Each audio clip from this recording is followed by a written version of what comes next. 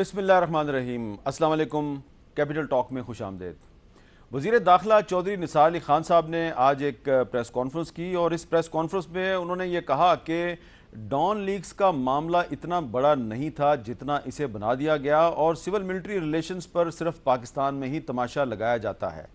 چودھری نثار علی خان صاحب کی اس press conference میں یہ بھی کہا گیا کہ 15 جون سے پہلے ایم کیو ایم کے بانی الطاف حسین کا ریڈ وارنٹ جاری کر دیا جائے گا۔ تو اگر یہ ریڈ وارنٹ جاری ہو جائے گا تو کیا یہ کوئی ایک بہت بڑا بریک تھرو ہوگا؟ اس کے علاوہ آج پارلیمنٹ کی جو نیشنل سیکیورٹی کمیٹی ہے اس کا اجلاس ہوا، پہلا اجلاس تھا، اور یہ پاکستان پیپلز پارٹی کا مطالبہ تھا کہ قومی سلامتی کمیٹی جو ہے وہ تشکیل دی جائے اور اس کا اجلاس بلایا جائے، اور آج اجلاس بھی ہوا۔ اس اجلاس میں ایک اہم بات یہ ہے کہ مسلم لیگ نون کی جو نمائندگی ہے وہ وزیر قانون شاہد حامد صاحب نے کی، اور اس میں ایک وزیر مواصلات غلام مرتضیٰ جتوئی صاحب بھی تھے، اور اتحادیوں میں سے حاصل بزنجو صاحب بھی تھے، مولانا فضل الرحمان بھی تھے، اور محمود خان اچکزئی بھی تھے، اور مسلم لیگ نون کی اس اجلاس میں نمائندگی جو ہے وہ سینیٹر مشاہد اللہ خان صاحب نے بھی کی، جن کو کچھ عرصہ پہلے ایک متنازع بیان دینے کی پاداش میں وزارت سے علیحدہ کر دیا گیا تھا۔ اس اجلاس میں فاروق ستار صاحب اور طاہر مشہدی صاحب کا بھی نام جو ہے وہ فہرست میں ہمیں نظر آ رہا ہے، اور اس پہ ہم آج بات کریں گے کہ ایم کیو ایم اور مسلم لیگ نون قریب آ رہے ہیں، کیا یہ قربتیں مزید بڑھیں گی یا نہیں بڑھیں گی؟ ہمارے ساتھ آج گفتگو کے لیے موجود ہیں جناب ڈاکٹر طارق فضل چودھری صاحب، وزیر مملکت برائے کیڈ، جناب نعیم الحق صاحب جو کہ عمران خان صاحب کے اسپوکس پرسن ہیں، اور کراچی میں ہمارے ساتھ موجود ہیں جناب فیصل سبزواری صاحب جو کہ متحدہ قومی موومنٹ کے رہنما ہیں۔ ڈاکٹر طارق فضل چودھری صاحب، آج چودھری نثار علی خان صاحب نے بہت نپی تلی پریس کانفرنس کی، کوئی انہوں نے متنازع بات نہیں کی۔ یہ انہوں نے کہا کہ کچھ سوال کرنے والے صحافیوں سے کہ میں آپ سے نظریں نہیں ملا پا رہا، لیکن بعد میں جو ان کی پالیسی تھی وہ وہی تھی جو کہ نواز شریف صاحب کی پالیسی ہے۔ تو اگر یہ اتنا بڑا مسئلہ نہیں ہے جیسا کہ چودھری نثار علی خان صاحب نے کہا کہ ڈان لیکس اتنا بڑا مسئلہ نہیں ہے، تو تحریک انصاف مطالبہ کر رہی ہے کہ اس کی جو انکوائری رپورٹ ہے وہ پبلک کر دی جائے، تو اس میں کیا حرج ہے؟ بسم اللہ الرحمن الرحیم۔ میر صاحب، سب سے پہلی بات تو یہ ہے کہ وزیر داخلہ چودھری نثار علی خان آج بھی اور ویسے ہمیشہ ہی بڑی نپی تلی گفتگو فرماتے ہیں اور بڑی ٹو دا پوائنٹ ہی ان کی بات ہوتی ہے۔ جس طرح کہ انہوں نے آج کی پریس کانفرنس میں یہ بات کہی کہ یہ اتنا بڑا مسئلہ نہیں ہے، اس کو مسئلہ بنانے کی کوشش ضرور کی گئی، یہ بڑی بدقسمتی کی بات ہے۔ دیکھیں، سول ملٹری ریلیشنز یہ کوئی پولیٹیکل ٹاپک نہیں ہے، لیکن ہمارے یہاں پہ اس طرح اس موضوع کو اٹھایا گیا کہ جیسے پتہ نہیں کوئی خدا نخواستہ دو متحارب فورسز ہیں اور آپس میں ان کی کوئی پنجہ آزمائی ہو رہی ہے، کوئی رسا کشی ہو رہی ہے، اور یہ ساری ڈرامے بازیاں ہم نے بھی دیکھیں بحیثیت گورنمنٹ۔ لیکن آپ دیکھیں کہ اس پہ گورنمنٹ کا، پرائم منسٹر کا، وزیر داخلہ کا جو پیشنس ہے، جو ان کی صبر اور متانت، یہ ساری باتیں اور یہ سارے تبصرے ہم بھی سنتے رہے، لیکن کوئی ایسی نیگیٹیوٹی، کیونکہ ہم نے کہا کہ ہم بڑے خوش اسلوبی سے اس معاملے کو طے کریں گے، اور آپ نے دیکھا کہ بالآخر یہ معاملہ بہت ہی خوش اسلوبی سے اور بڑے خوشائن طریقے سے حل ہوا، اور وہ تمام فورسز میں سمجھتا ہوں کہ جو اس میں سے کچھ نکالنا چاہ رہی تھیں انہیں ناکامی ہوئی۔ نعیم الحق صاحب، چودھری نثار صاحب نے کہا ہے کہ یہ ڈان لیکس کا مسئلہ اتنا بڑا نہیں تھا جتنا اس کو بنا دیا گیا، تو آپ سن رہے ہیں کہ قومی اسمبلی میں اس پہ طریقے استحقاق کے ذریعے بحث کروانا چاہ رہے ہیں؟ دیکھیں، چودھری نثار صاحب بالکل صحیح کہہ رہے ہیں، اتنا بڑا مسئلہ نہیں تھا، مگر اس کو بنا جو دیا گیا وہ وزیر اعظم کے دفتر سے، وزیر اعظم کے آفس سے اور وزیر اعظم کے ان اقدامات سے بنایا گیا جو اس حوالے سے سامنے آئے۔ خاص طور پہ جب کمیشن کا قیام عمل میں آیا تو اس کا مطلب کمیشن کا قیام خود اس بات کی دلیل ہے کہ یہ معاملہ ایک غیر معمولی اہمیت رکھتا تھا، کیونکہ اس کا تعلق پاکستان کی افواج کے خلاف ایک سازش سے تھا، اور میں سمجھتا ہوں کہ اگر اس کو بڑا بنا دیا گیا، سراسر ذمہ داری جو ہے وہ حکومت کی عائد ہوتی ہے، اور پھر اس کمیشن کو متنازع بنایا گیا یا بنانے کی کوشش کی گئی 7 مہینے تک، 5-6 آدمیوں کے بیانات لینے کے لیے 7 مہینے لگا دیے گئے، پھر اس تاریخ کو اور زیادہ طول دیا گیا جب کمیشن نے رپورٹ دینی تھی، اس کے بعد کچھ اور چیزیں سامنے آئیں، پھر اس کے متعلق خبریں لیک ہونی شروع ہوئیں، اور وزیر اعظم کے دفتر نے یا حکومت نے اس معاملے میں اس وقت بالکل چپ سادھ رکھی تھی، اس سے مزید شکوک و شبہات پیدا ہوئے۔ تو میں سمجھتا ہوں کہ اس کو بڑا مسئلہ بنانے میں، اگر یہ وہ صحیح کہہ رہے ہیں، تو اس میں حکومت کی اپنی ذمہ داری تھی اور انہی کے اقدامات کی وجہ سے یہ اتنا بڑا بنا ہے۔ اچھا، آج چودھری نثار علی خان صاحب نے یہ بھی اعلان کیا ہے کہ 15 جون سے پہلے لندن میں مقیم الطاف حسین صاحب کا ریڈ وارنٹ جاری ہو جائے گا۔ اس پہ بات کریں گے۔ سب سے پہلے ایم کیو ایم لندن کے رہنما جناب واسع جلیل صاحب ہمارے ساتھ موجود ہیں۔ السلام علیکم واسع صاحب۔ جی وعلیکم السلام۔ جی واسع صاحب، چودھری نثار علی خان صاحب کا اعلان ہے کہ 15 جون سے پہلے الطاف حسین صاحب کا ریڈ وارنٹ جاری ہو جائے گا۔ تو ریڈ وارنٹ اگر یہاں سے پاکستان سے جاری ہوتا ہے تو پھر اس کا کیا آپ کو کیا لگتا ہے کہ کیا برطانوی حکومت جو ہے وہ اسی طریقے سے الطاف حسین صاحب کو پاکستان واپس بھجوا سکتی ہے کہ جس طرح یو اے کی حکومت نے عزیر بلوچ کو پاکستان واپس بھجوایا؟ دیکھیے حامد میر صاحب، چودھری نثار صاحب کی جو پریس کانفرنس ہے، مجھے بڑا حیرانی ہوتی ہے کہ جب تک وہ الطاف بھائی یا ایم کیو ایم کا کوئی تذکرہ نہ کر لیں، چاہے ایم کیو ایم کا کوئی مطلب اس میں معاملہ ہو یا نہ ہو، تو ان کا صبح کا کھانا ہو یا رات کا کھانا ہو وہ ہضم نہیں ہوتا۔ چودھری نثار اپنی ساری خواہشات پوری کر لیں، انٹرپول کو جو دل چاہے جو دینا چاہے وہ دے دیں۔ ماضی میں بھی دیکھ چکے ہیں کہ کیا اس کا رزلٹ آیا ہے، پوری دنیا جانتی ہے کہ یہ سب کچھ سیاسی بنیاد پر اس سیاسی انتقام کو لیا جا رہا ہے جو ان کی نفرت مہاجروں سے ہے، ایم کیو ایم سے ہے، الطاف بھائی سے ہے۔ چودھری نثار اپنی گفتگو میں جو بھی کہہ چکے ہیں، جو آج ہی انہوں نے کہی ہے کہ وہ صوبوں سے مزید ڈیٹیلز لے رہے ہیں، تو یہ صوبوں سے جو ڈیٹیلز لے رہے ہیں یہ وہ تمام ایف آئی آر ہیں کہ جن پہ جو آپ پوری دنیا جانتی ہے کہ اسٹیبلشمنٹ کے من پسند افراد، ہر جگہ ایسے کچھ لوگ ہوتے ہیں جن کی ایما پر جو ہے وہ ایف آئی آر کٹوا دی جاتی ہے۔ یہاں ایک مذاق خیز جملہ بھی میں آپ کو بتا دوں کہ اسی ایف آئی آر میں ایک جگہ شاید لیا میں میری بھی ایف آئی آر کٹی جبکہ میں لندن میں موجود ہوں۔ تو اس طرح کی تو درجنوں ایسی مثالیں ہیں تو جو لوگ لاتے ہیں، اور پورا پاکستان جانتا ہے کہ خاص طور پہ جو ایف آئی آر کٹوانا، جی آئی ٹی بنانا، من پسند اسٹیٹمنٹ لانا جو ہے پاکستان میں یہ روزمرہ کا روٹین ہے۔ گزشتہ دنوں جو بلاگرز کے ساتھ ہوا وہ سب کے سامنے ہمارے سامنے موجود ہے۔ اچھا، اس پہ اب ہمارے ساتھ موجود ہیں جناب سبزواری صاحب، ان سے بھی بات کرتے ہیں۔ السلام علیکم فیصل سبزواری صاحب۔ جی وعلیکم السلام حامد بھائی۔ جی فیصل سبزواری صاحب، میں نے آپ کو اس لیے تکلیف دی کہ یہ جن مقدمات کا ذکر ہو رہا ہے، پاکستان میں بہت سے مقدمات ہیں الطاف حسین صاحب پہ، ان میں بہت سے جو مقدمات ہیں اس میں آپ کی پارٹی کے بہت سے افراد جو ہیں ان کے بھی نام ہیں، شاید آپ کا بھی نام ہے، ڈاکٹر فاروق ستار صاحب کا تو ہے۔ تو یہ جو چودھری نثار صاحب نے آج اعلان کیا ریڈ وارنٹ جاری کرنے کا، اس کی آپ کے خیال میں کیا وجہ ہو سکتی ہے؟ کیا وہ واقعی سنجیدہ ہیں؟ کیا ان کو یقین ہے کہ الطاف حسین صاحب کو پاکستان واپس بھجوایا جا سکتا ہے؟ بہت شکریہ حامد بھائی۔ میں نے نہیں دیکھی چودھری نثار صاحب کی پریس کانفرنس، تو مجھے علم نہیں کہ وہ کن کیسز کے حوالے سے انہوں نے ریڈ وارنٹ کا ذکر کیا ہے۔ یہ ضرور ہے کہ ماضی میں ایم کیو ایم پر بحیثیت مجموعی ہی انتہائی سیاسی نوعیت کے مقدمات قائم کیے جاتے رہے ہیں۔ یعنی کراچی شہر کے پانی کے حصول کے لیے ہم نے ایک مظاہرہ کیا 2016 میں، نہ کوئی پتھر چلا، نہ کوئی آگ لگی کسی چیز کو، چیف منسٹر ہاؤس کے باہر جا کے پرامن طریقے سے بات کی، مظاہرہ کیا، تقاریر کی، اور اس پہ انسداد دہشت گردی کا مقدمہ قائم کر دیا گیا، جو فاروق ستار صاحب بھی جس میں نامزد ہیں، وسیم اختر صاحب، خواجہ اظہار صاحب اور سارے کے سارے لوگ۔ تو مجھے علم نہیں ہے کہ کس طریقے کا ہے۔ اگر بات ہے ڈاکٹر عمران فاروق شہید کے قتل کیس کی، تو ایم کیو ایم پہلے بھی یہ مطالبہ کرتی رہی اور ہم اب بھی کرتے ہیں کہ جو لوگ ہیں انرتھ کیے جائیں، بھلے ہی ان کا تعلق ایم کیو ایم سے کیوں نہ رہا ہو۔ ایم کیو ایم کے شہید کنوینر کی بہت بڑی قربانی اس تحریک کے لیے تھی، اس تنظیم کے لیے تھی روز اول سے، اور ہم چاہتے ہیں کہ جناب ان کے قاتلوں کو پکڑا جائے۔ ہاں یہ ضرور ہے کہ چودھری نثار صاحب کی جو بحیثیت مجموعی اس سے پہلے بھی گفتگو رہی ہے، کیا ہی اچھا ہو کہ وہ کراچی شہر کے باسیوں کے زخموں کے اوپر مرہم رکھنے کی کوشش کریں۔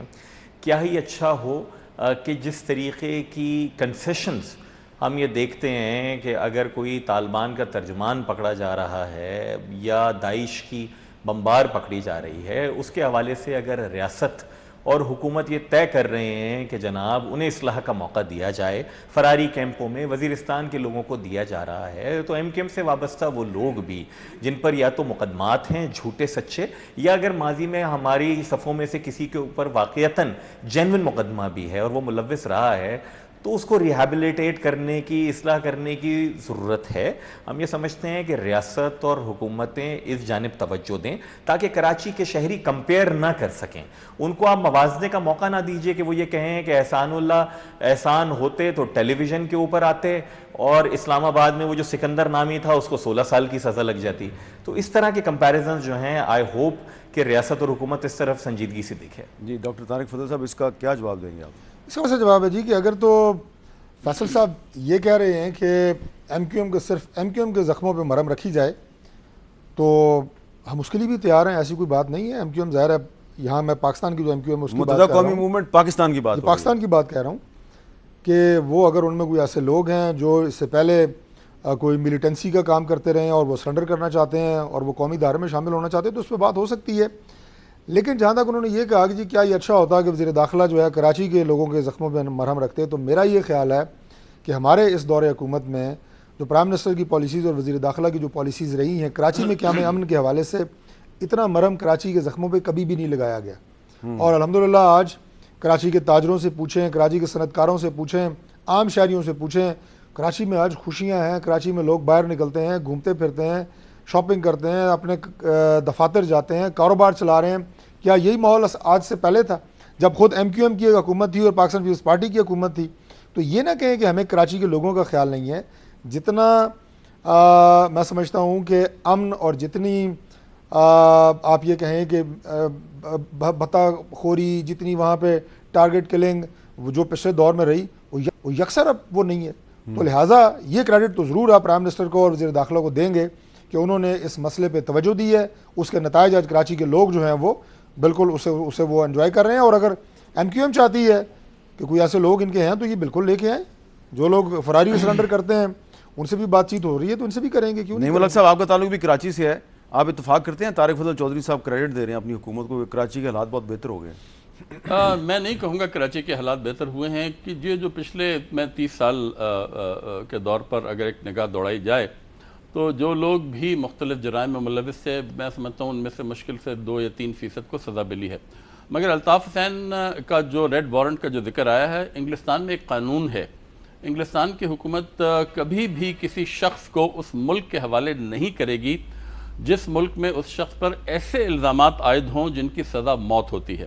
تو مجھے پورا یقین ہے کہ یہ 10 ریڈ وارنٹ ایشو کروا دیں انگلستان کی حکومت، اور پھر کچھ اور بھی چیزیں ہیں جو میرے علم میں ہیں، ان کی بنیاد پر وہ کبھی بھی الطاف حسین کو پاکستان نہیں بھیجے گی۔ تو پھر آپ کے خیال میں چودھری نثار صاحب نے آج یہ کیوں اعلان کیا ہے کہ 15 جون سے پہلے ریڈ وارنٹ جاری ہو جائے گا؟ نہیں، ریڈ وارنٹ جاری تو ہو سکتے ہیں، وہ ضرور ہو جائیں، اس میں کیا ریڈ وارنٹ جاری کرنا کوئی بڑی غیر معمولی بات نہیں ہے، مگر میں کہہ رہا ہوں کہ انگلستان کی حکومت ان کو الطاف حسین کو پاکستان کے حوالے کبھی نہیں کرے گی، یہ میری رائے ہے۔ قانوناً انگلستان میں قوانین ہیں ایسے جس کے تحت جہاں پہ جس ملک میں سزائے موت ہے اور وہ اس حوالے سے اس کو وہاں نہیں بھیجا جائے گا۔ اچھا، تو واسع جلیل صاحب، آپ کے خیال میں یہ درست فرما رہے ہیں نعیم الحق صاحب، انگلستان کی حکومت کبھی بھی الطاف حسین صاحب کو پاکستان کی حکومت کے حوالے نہیں کرے گی؟ دیکھیں عامر میر صاحب، یہ تو جب آئے گی صورتحال تو یقیناً وقت اس کو خود ثابت کر دے گا۔ اور جہاں تک فریڈم آف ایکسپریشن کی بات ہے، فریڈم آف اسپیچ کی بات ہے، تو الطاف بھائی نے کوئی ایسی بات نہیں کی ہے کہ جس کی بنیاد پہ جو ہے ان کو اپریہینڈ کیا جائے، اور یقیناً یہاں پر ایسے لاز موجود ہیں۔ واضح صاحب، اگر آپ برا نہ منائیں، آپ کو یاد ہوگا کہ جب وہ کراچی میں ایک موقع پہ خطاب کر رہے تھے تو انہوں نے کھلے عام 3 ٹی وی چینلز کا نام لے کے کہا تھا کہ ان پہ حملہ کر دیا جائے، تو فریڈم آف سپیچ پہ تو حملہ کروایا تھا انہوں نے۔ دیکھیں عامر میر صاحب، اس کی بھی اگر آپ ڈیبیٹ میں جائیں گے تو میں اس کی پوری دلیل دے سکتا ہوں کہ وہاں پر متحدہ قومی موومنٹ کے کارکن جو کہ ذمہ دار تھے، ان پر پولیس نے گولی چلائی اور اسی دن وہ اس موقع پہ شہید ہو گئے، اس کا تذکرہ آج تک کوئی نہیں کرتا۔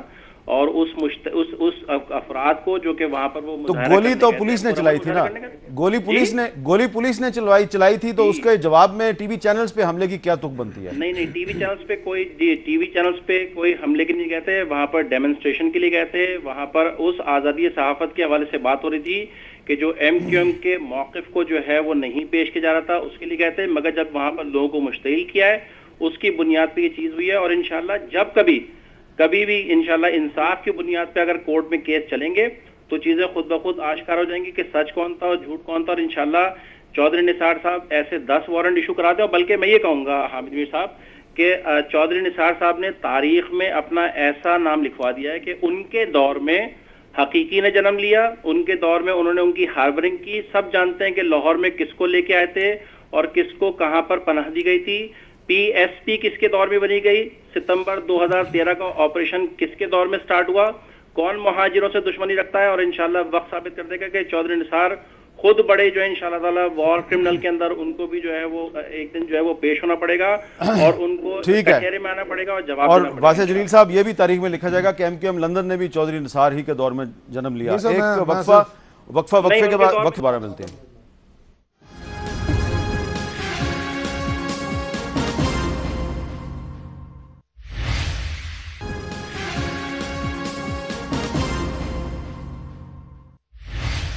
وقفے کے بعد گفتگو میں دوبارہ خوش آمدید. میں نے فیصل سبزواری صاحب سے بات کرنی ہے لیکن ڈاکٹر طارق صاحب کچھ کہنا چاہ رہے ہیں. کہ میں یہ کہوں گا کہ واسع صاحب بار بار ایک بات کہہ رہے ہیں جی مہاجر دشمنی. میں نے ابھی جو اپنی ابتدائی گفتگو میں بات کی ہے کہ کراچی میں اکثریت مہاجروں کی ہے اور ہم نے کراچی کے لیے جو کام کیا ہے وہ میں اس پہ بات کر چکا ہوں، دوبارہ میں نہیں کروں گا. ہاں ہماری دشمنی یا جو نثار کی دشمنی جو ملک دشمن ہے اس سے ضرور ہے، مہاجروں سے نہیں ہے.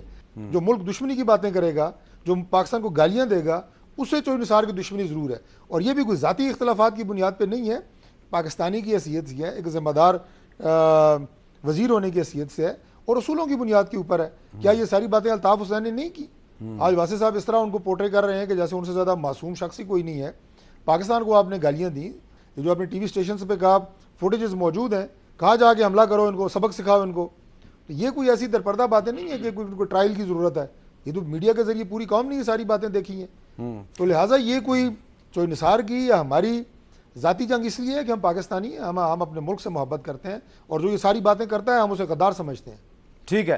اچھا میں فیصل سبزواری صاحب آپ سے یہ جاننا چاہوں گا کہ جو آج نیشنل سیکورٹی کمیٹی کا اجلاس ہوا اس میں جو میرے پاس فہرست ہے، فاروق ستار صاحب بھی اس میں شامل ہیں، اس میں سینیٹر طاہر مشہدی صاحب بھی شامل ہیں. اس میں بہت سی اہم شخصیات ہمیں نظر نہیں آ رہی، لیکن فاروق ستار صاحب اور طاہر مشہدی صاحب نظر آ رہے ہیں. کیا ہم یہ پرزیوم کر سکتے ہیں کہ جو MQM اور مسلم لیگ نون ہے اس میں کچھ قربتیں بڑھ رہی ہیں؟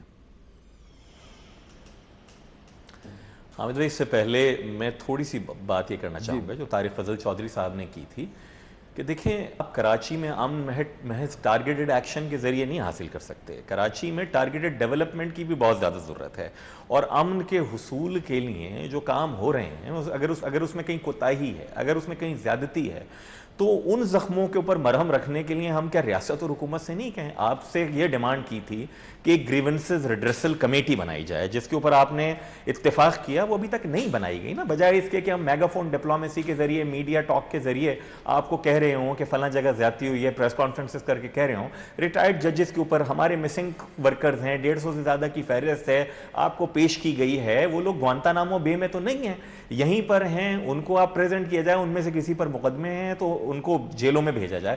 ہمارا یہ کہنا ہے، حکومت کا یہ کرنے کا کام ہے جو کہ نہیں کر رہے ہیں. اور دوسری بات، جہاں تک ملک دشمنی کی بات ہے، جناب MQM پاکستان نے واشگاف الفاظ میں ملک دشمنی کی نیت رکھنے والے کسی بھی شخص سے اپنے آپ کو نہ صرف علیحدہ کیا ہے بلکہ عدم تشدد، عدم تصادم کی پروگریسو پالیٹکس کرنے کا عہد کیا ہے اور اس پہ الحمدللہ قائم ہے.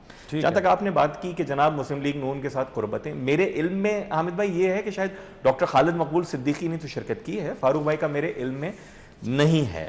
ہماری خواہش ضرور ہے کہ مسلم لیگ نون سے حکومت کے ساتھ ہم ایک ایسی ورکنگ ریلیشن شپ میں ضرور آئیں کہ جہاں کراچی شہر، جسے ہماری صوبائی حکومت یکسر عصبیت کی بنیاد کے اوپر اور اپنی نااہلی کی بنیاد کے اوپر نظر انداز کرتی ہے، وفاق جو کہ اس شہر سے 60% سے زیادہ ریونیو جنریٹ کرتا ہے، اس کٹی میں سے، اس بجٹ میں سے یہاں پر کچھ پیسے دے، یہاں پروجیکٹس دے، یہاں ٹارگیٹڈ ڈیولپمنٹ کرے. اس پہلو پر ابھی تک مسلم لیگ نے سوچا نہیں ہے. بہرحال ہم بیٹھ کر بات چیت کرنے کے اوپر ضرور تیار ہیں. ہم نے گورنر سندھ سے بھی کہا ہے، جو وفاقی وزراء ہیں ان سے بھی کہا ہے. تاہم کراچی شہر کے لیے محض لپ سروس زیادہ ہے، عمل اتنا نہیں ہے مسلم لیگ کی طرف سے. اچھا نعیم الحق صاحب، اب الیکشن بھی آ رہا ہے تو الیکشن کے قریب آنے سے پہلے بہت سی جو پولیٹیکل پارٹیز ہیں ان کی ایکٹیویٹیز بڑھ رہی ہیں اور سندھ میں آپ کی بھی ایکٹیویٹی بڑھی ہے، مسلم لیگ نون کی بھی بڑھی ہے، پیپلز پارٹی کی بھی بڑھی ہے. MQM بھی کافی ایکٹیو نظر آ رہی ہے. پچھلے دنوں کچھ کالعدم تنظیمیں جو ہیں ان کے لوگوں نے درجنوں کی تعداد میں، ان میں کچھ وانٹڈ کرمنلز بھی شامل تھے، انہوں نے سرنڈر کیا، اور اب وہ سرنڈر ہو کے ان کہا جا رہا ہے یہ قومی دھارے میں شامل ہوں گے. گو یہ نہیں بتایا جا رہا وہ کس پارٹی میں شامل ہوں گے، لیکن یہ بڑا امپورٹنٹ ہے کہ اگر سندھی قوم پرست ملیٹنٹس جو ہیں وہ سرنڈر کر کے قومی دھارے میں شامل ہونا چاہ رہے ہیں، تو کیا جو کراچی کی ایک اہم جماعت ہے جس سے پہلے فیصل سبزواری صاحب کا تعلق تھا، یعنی کہ الطاف حسین صاحب کا جو گروپ ہے، تو اگر اس کے لوگ جو ہیں وہ اگر سرنڈر کرتے ہیں تو وہ پھر کدھر جائیں گے؟ وہ MQM پاکستان میں جائیں گے، PSP میں جائیں گے، مسلم لیگ نون میں جائیں گے، یا تحریک انصاف میں جائیں گے؟ اس پہ ہم بات کریں گے، لیکن پہلے میں کچھ آپ کو تصویری جھلکیاں دکھانا چاہ رہا ہوں. ایک بہت بڑی ڈیولپمنٹ ہے جو کہ میڈیا پہ اتنی زیادہ اجاگر نہیں ہوئی. ہم آپ کو دکھا رہے ہیں کہ GS متحدہ محاذ کے کارکن جو ہیں وہ سرنڈر کرنے کا اعلان کر رہے ہیں. علیحدگی پسند والے رستے کے الوداع کرنے بشیر قریشی گروپ کے لوگ جو کئی سالوں سے اس تنظیم سے وابستہ تھے اور اعلان کرتے ہیں، میں نصر اللہ کلادی ضلعی صدر GS قومی محاذ اور اس کی ٹیم اور ضلع کے عہدیداران جو میرے ساتھ بیٹھے ہیں اور جو مختلف تحصیلوں سے تعلق رکھنے والے عہدیداران اور کارکنان بشیر قریشی گروپ سے اپنے ضلع عہدیداران، تعلقہ عہدیداران اور 50 کارکنان کے ہمراہ GS قومی محاذ بشیر قریشی گروپ سے استعفیٰ دیتے ہیں، علیحدگی کا اعلان کرتے ہیں، لا تعلقی کا اعلان کرتے ہیں. اس تنظیم کا منشور آئین پاکستان کے خلاف تھا. ہم آج سچے پاکستانی کی حیثیت سے ریاست پاکستان سے وفاداری کا اعلان کرتے ہیں. اچھا نعیم صاحب، اب ایک اور کلپ بھی آپ کو دکھاؤں گا. وہ GS قومی محاذ کے کارکنان ہیں، یہ بھی وانٹڈ ہیں، اور ان کے درمیان میں ایک شخص بیٹھا ہوا ہے نوجوان، ذرا اس کو پہچاننے کی کوشش کریں. ذرا کلپ دیکھیے. ایک مرتبہ ہمیں سچا پاکستانی بننے کا موقع دیا جائے. ہم پاکستان اور پاکستانی افواج کے ساتھ محبت کریں گے اور کسی منفی پاکستان مخالف لوگوں سے کبھی تعلق نہیں رکھیں گے. اچھا، اب اس میں جو درمیان میں بیٹھا ہوا ہے یہ اس کا تعلق آپ کی پارٹی سے، اور اس نے شامل کروایا ہے ان کو قومی دھارے میں. میں اس کو پہچان نہیں پا رہا ہوں. افتخار لنڈ.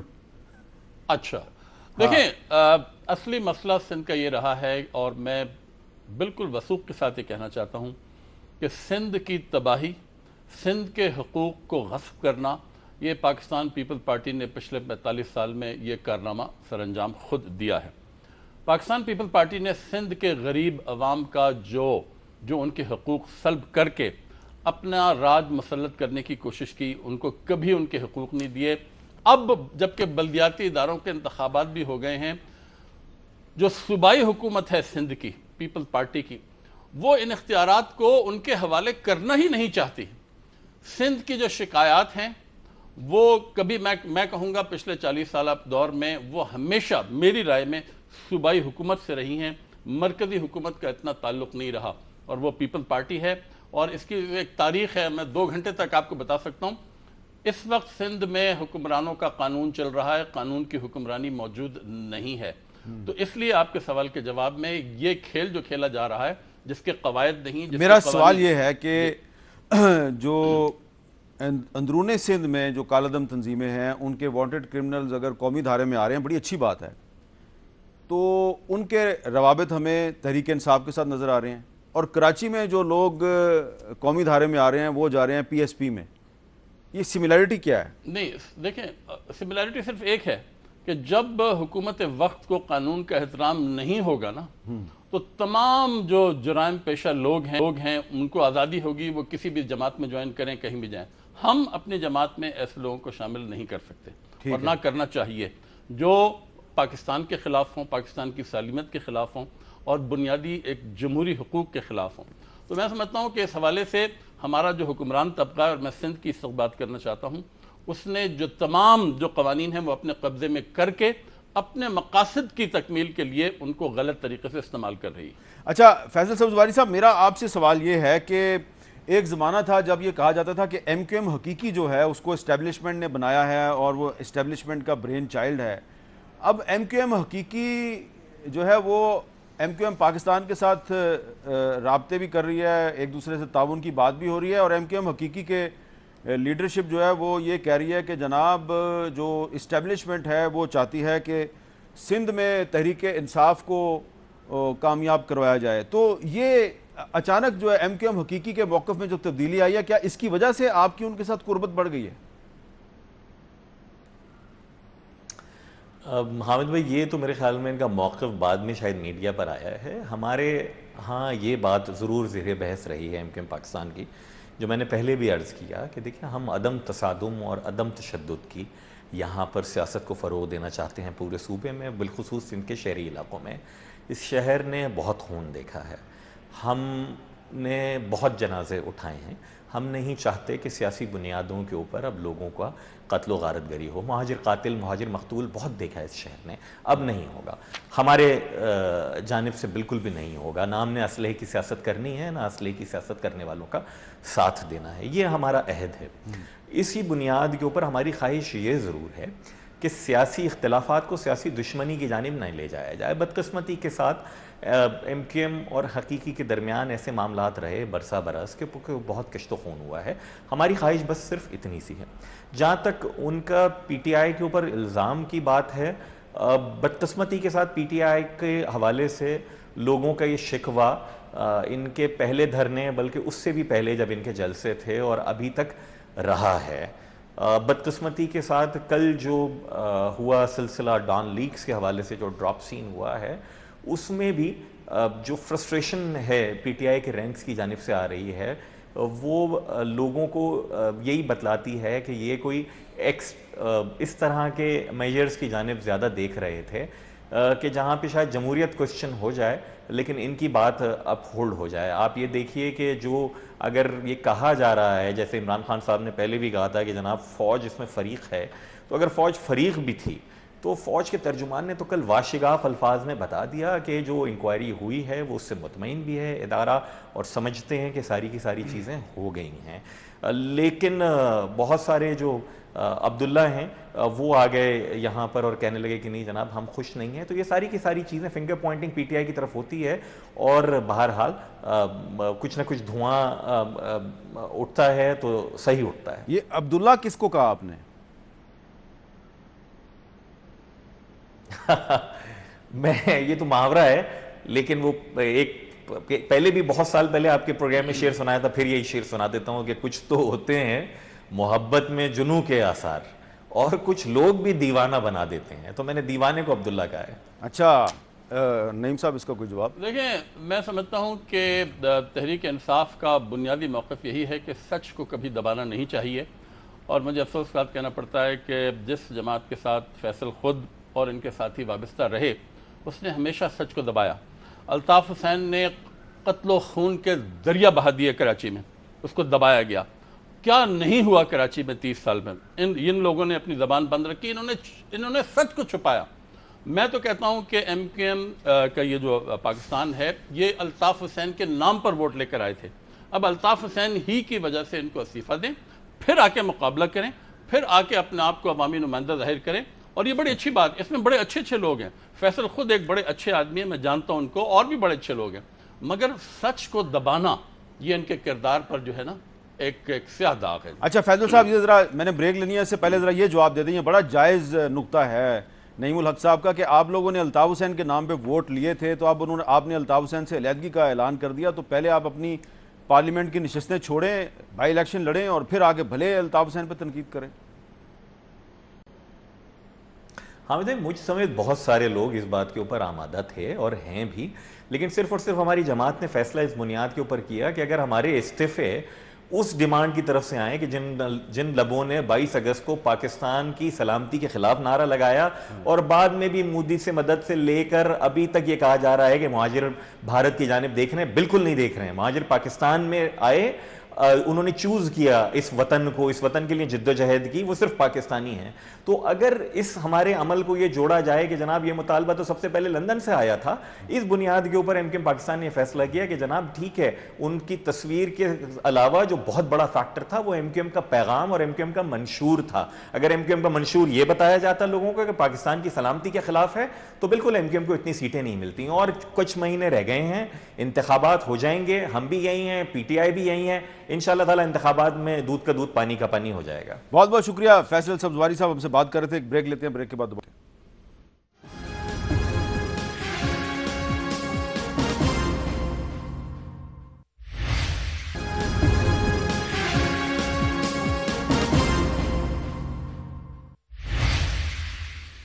وقفے کے بعد گفتگو میں دوبارہ خوش آمدید. آج ایک ڈیولپمنٹ یہ بھی ہے کہ جو تحریک انصاف کو مبینہ طور پہ بیرونی ممالک سے جو فنڈنگ کی جاتی تھی، اس پہ ایک مسلم لیگ نون کی طرف سے عدالت میں درخواست دائر کی گئی ہے. تو آج اس کی سماعت تھی. تو اس میں جو تحریک انصاف کے وکیل ہیں، انہوں نے یہ موقف اختیار کیا ہے کہ عدالت کا جو اختیار ہے اس کیس کی سماعت پہ وہ بڑا محدود ہے، اور یہ تو وفاقی حکومت ہی یہ انویسٹیگیشن کر سکتی ہے. لیکن یہ بڑا ایک اہم معاملہ ہے.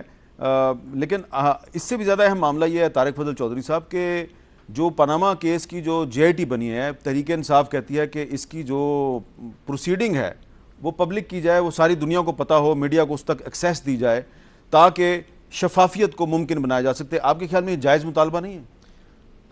میر صاحب گزارش یہ ہے کہ یہ مطالبہ جائز ہے یا ناجائز ہے، یہ بات بتانے سے پہلے میں آپ کو یہ بتا دیتا ہوں کہ اس مطالبے کی وجہ کیا ہے. وجہ یہ ہے کہ پاکستان تحریک انصاف ہے، جب پاناما کی پروسیڈنگز سپریم کورٹ میں ہوتی رہی، سماعت ہوتی رہی مقدمے کی، تو تین عدالتیں جو ہیں وہ لگتی تھیں ہمارے خلاف. ایک عدالت تو وہ تھی جو آنریبل جج صاحبان کا بینچ تھا، باقی دو عدالتیں وہ پاکستان تحریک انصاف ایک سپریم کورٹ کے بلڈنگ کے فوراً باہر لگاتی تھی اور ایک شام کو ٹاک شوز پہ لگاتی تھی. اور ایک چوتھی عدالت تھی، وہ بھول گئے آپ، وہ جو 5 بجے اور 6 بجے کے درمیان پی آئی ڈی میں لگتی تھی. پی آئی ڈی میں لگتی تھی. میں آپ کو یہی عرض کر رہا ہوں، اکثر اوقات آپ شامل ہوتے تھے. میں یہی آپ کو عرض کر رہا ہوں کہ یہ اصل میں انہیں مزہ نہیں آ رہا، یہ دوبارہ یہ سارا ڈرامہ لگانا چاہتے ہیں کہ دوبارہ جناب آج یہ یہ ہو گیا، چلو جی چل بھائی پریس کانفرنس، عمران خان صاحب جناب کینکیں پہن کے بنی گالا میں نکل اور بھائی اللہ اللہ خیر صلی اللہ جی پریس کانفرنس شروع ہوگی، شام کو ان کے ٹاک شوز بے مزہ ہو رہے ہیں، پھیکے پڑ رہے ہیں. تو یہ انہیں پرابلم ہے، باقی اس میں کوئی جائز ناجائز کی بات نہیں ہے. جی آئی ٹی وہ سپریم کورٹ کے آرڈر کے تحت بنی ہے، اس کے اپنے ٹی او آرز ہیں، ان کے تحت وہ کام کر رہی ہے. ہم نے اپنی 3 نسلوں کا حساب دیا ہے. جی آئی ٹی میں بھی جو بھی ہم سے چیزیں مانگی جائیں گی وہ ہم بالکل دیں گے. اور جی آئی ٹی بنائی بھی سپریم کورٹ نے ہے، نام مانگیں گے، انہوں نے خود اس کی تشکیل کی ہے، لہٰذا اس کی کریڈیبلٹی بھی کسی کو کوئی شک شبہ ہونا نہیں چاہیے. تو میرا تو ان کو یہ مشورہ ہے کہ تھوڑا سا صبر کریں، کوئی بات نہیں، جی تسلی سے چلیں. نعیم صاحب، میں کہتا ہوں یہ 3 نسل کی بات کر رہے ہیں، انہوں نے 1 نسل کا بھی جواب نہیں دیا. یہ قطری خط ٹائپ کی چیزیں جو ہیں یہ جواب ہے، یہ کوئی جواب نہیں. اس کو تو پانچوں کے پانچوں یہ فیصلہ تو عدالت نے کرنا ہے. لیکن یہ آپ کا جو مطالبہ ہے کہ جے آئی ٹی کی میٹنگ پبلک کی جائے، اس کی وجہ یہ ہے کہ ہمیں خدشہ ہے، ہم سمجھتے ہیں کہ نواز شریف صاحب کا جو ٹریک ریکارڈ ہے اس کی بنیاد پر وہ یقینی طور پر جے آئی ٹی کی انویسٹیگیشن میں رکھنے ڈالنے کی کوشش کریں گے یا دخل اندازی کریں گے یا اثر انداز ہونے کی کوشش کریں گے. اس سے بچنے کے لیے ہو سکتا ہے نہ کریں، مگر کم از کم عوام کو، خاص طور پہ پاناما معاف کیجیے گا ماڈل ٹاؤن کے کمیشن کی رپورٹ کے بعد اور یہ جو ڈان لیف کی جو رپورٹ ہے جو اس کو دبا لیا گیا ہے، جو کچھ بھی ہوا ہے، اس کے بعد یہ خدشات اور زیادہ مستند ہو گئے ہیں کہ نواز شریف صاحب وہ انویسٹیگیشن جو ان کے خلاف ہو رہی ہے، اور ہمیں نہیں بھولنا چاہیے کہ ایک زمانے میں سپریم کورٹ پہ حملہ انہوں نے کیا تھا جب ایک فیصلہ ان کے خلاف آنے والا تھا، اس کی روشنی میں یہ ضروری ہے کہ عوام کے اعتماد کو اور زیادہ مضبوط بنانے کے لیے تمام جو کارروائی ہے یہ ہم نے کہا، مگر ہمیں اس کے ساتھ ساتھ سپریم کورٹ کی جو سپرویژن ہے، سپریم کورٹ پر ہمیں مکمل اعتماد ہے. ہم صرف ان خدشات سے بچنے کے لیے اپنی اس خواہش کا اظہار کر رہے ہیں. تو اس کا فیصلہ تو سپریم کورٹ کو نہیں کرنا چاہیے. 2 باتیں نعیم الحق صاحب نے اپنی ہی گفتگو میں، دونوں باتیں سیلف جسے کہتے ہیں نا کنٹراڈکشن. پہلے انہوں نے یہ کہا جی کہ ہمیں اس پہ شک بھی ہے، ساتھ کہا کہ سپریم کورٹ کی جو اس کے اوپر ایک چھتری ہے یا جو وہ اسے رپورٹ کر رہی ہے جے آئی ٹی سپریم کورٹ کو، ہمیں اس پہ اعتماد بھی ہے. تو اعتماد ہے تو اعتماد رکھیں. دوسری بات یہ کہ اس جے آئی ٹی کو یہ اگر ڈان لیکس سے ملا رہے ہیں تو ڈان لیکس کی جو کمیشن تھا، جو تحقیقاتی ٹیم تھی، کیا وہ سارے ادارے پرائم منسٹر کے ماتحت نہیں تھے؟ لیکن جو ان کی تمام ریکمنڈیشنز تھی ان پہ عمل درآمد نہیں ہوا. کیا ہمارے فیڈرل منسٹرز کو فارغ نہیں کیا گیا؟ رپورٹ چھپائی کیوں؟ تو لہٰذا یہ کہنا کہ پرائم منسٹر کی کریڈیبلٹی کے اوپر کہ وہ اثر انداز ہوں گے، میرا خیال ہے یہ بالکل سوائے الزام تراشی کے اس کا حقیقت سے کوئی تعلق نہیں ہے. اس سے پہلے بھی جو تحقیقات ہوئی ہیں صاف ہوئی ہیں، شفاف ہوئی ہیں، میرٹ پہ ہوئی ہیں، ان کی ریکمنڈیشنز کے اوپر امپلیمنٹیشن بھی ہوئی ہے، اور جے آئی ٹی کی بھی تحقیقات جو ہیں یہ بھی صاف اور شفاف ہوں گی. مگر رپورٹ چھپا لی گئی ماڈل ٹاؤن کے. ہمیں یہ نہیں پتا کہ ماڈل ٹاؤن کا قاتل کون تھا اتنے بے گناہ جانوں کا. ہو سکتا ہے ڈاکٹر طارق صاحب کو پتا. رپورٹ آئی ہے، نہیں، وہ رپورٹ چھپا کیوں لی گئی؟ ہمیں یہ نہیں پتا کہ ڈان لیف کے کمیشن نے کیا نواز شریف صاحب کا بیان ریکارڈ کیا، کیا مریم صاحبہ کا بیان ریکارڈ کیا، یہ ہمیں نہیں پتا غالباً. اور یہ رپورٹ آنے سے پتہ چلے گا کہ کیا یہ، کیونکہ ان کے نام بھی آ رہے تھے، یہ شکوک و شبہات پیدا ہوئے ہیں. تو چھپانے کی اگر سمجھوتا ہو گیا ہے، سب کچھ ٹھیک ہو گیا ہے، یہ بڑی اچھی بات ہے، اللہ کرے چیزیں آگے بڑھیں. مگر چھپایا کیوں جا رہا ہے رپورٹ کو؟ کیوں جی رپورٹ چھپائی جا رہی ہے؟ دیکھیں گزارش ہے اگر رپورٹ پبلک ہو جائے تو سب سے زیادہ فائدہ تو آپ کو ہوگا. نہیں دیکھیں یہ فیصلہ تو ظاہر ہے اب پرائم منسٹر نے اور انٹیریئر منسٹر صاحب نے کرنا ہے کہ اس کو پبلش کرنا ہے، اور کرنا ہے تو کس ٹائم میں کرنا ہے. لیکن یہ صرف پاکستان کی بات نہیں ہے. لیکن میں آپ کو ایک بات بتا رہا ہوں، جو اہم قومی سلامتی کے امور ہوتے ہیں پوری دنیا میں، میر صاحب آپ مجھے بتائیں کہ کیا پوری دنیا میں اس طرح کی رپورٹس کو ہر وقت افشاں کیا جاتا ہے؟ کیا ان کو سیکرٹ نہیں رکھا جاتا؟ کیا دنیا کے کسی ملک میں پرائم منسٹر ہاؤس سے جاری ہونے والا ایک ایگزیکٹو آرڈر جو ہے وہ جاری ہونے کے ود ان فیو منٹس کسی ٹی وی چینل کو مل جاتا ہے، اور پھر وہ جب ٹی وی چینل کو ملتا ہے تو اس پہ پھر عجیب و غریب قسم کا ریاکشن آتا ہے، پھر ٹویٹ آ جاتی ہے، پھر ہنگامہ ہوتا ہے، پھر 2-2.5 سے دیکھیں نا، یہ تو بات تھوڑی دیر پہلے بھی میں نے آپ سے کی تھی. اور آج چودھری نثار علی خان صاحب جو ہیں، بلا جواز میں چودھری نثار علی خان صاحب کو اپریشیٹ کرنا چاہتا ہوں کہ آج انہوں نے یہ اعتراف کیا ہے کہ یہ جو ایگزیکٹو آرڈر تھا پرائم منسٹر ہاؤس سے جو جاری ہوا وہ میڈیا کو نہیں جانا چاہیے تھا. یہ انہوں نے بالکل صحیح بات کیا ہے. اس لیے یہ بات کر کے میں آپ کا شکریہ ادا کرتا ہوں. نہیں ملک صاحب، میں آپ کا بھی شکریہ ادا کرتا ہوں. اور چلتے چلتے میں صرف یہ کہوں گا کہ یہ جو کچھ اپوزیشن پارٹیاں اور کچھ لوگ مطالبہ کر رہے ہیں کہ جو ڈان لیکس کی انکوائری رپورٹ ہے اس کو پبلک کر دیا جائے، اگر یہ پبلک ہو جائے تو بہت اچھا ہوگا. لیکن اگر یہ بھی رپورٹ لیک ہو کے کسی اخبار کے صفحات کی زینت بن گئی، یا کسی ٹی وی چینل کی سکرین پہ بریکنگ نیوز بن کے اس نے جھلملانا شروع کر دیا، تو پھر جو ہوگا اس پہ میں کوئی تبصرہ نہ ہی کروں تو بہتر ہے. اجازت دیجیے، اللہ حافظ.